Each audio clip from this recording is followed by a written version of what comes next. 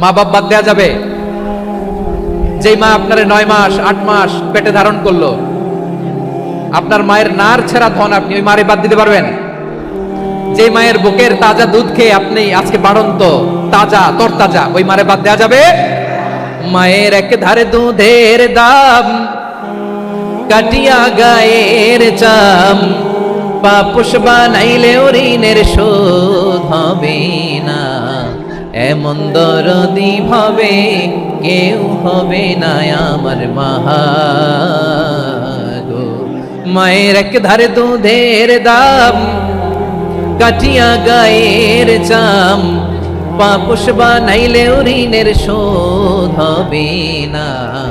এমন দরদি ভাবে কেউ হবে না আমার মা গো। ঠিক না? মাকে তো বাদ দেওয়া যায় না।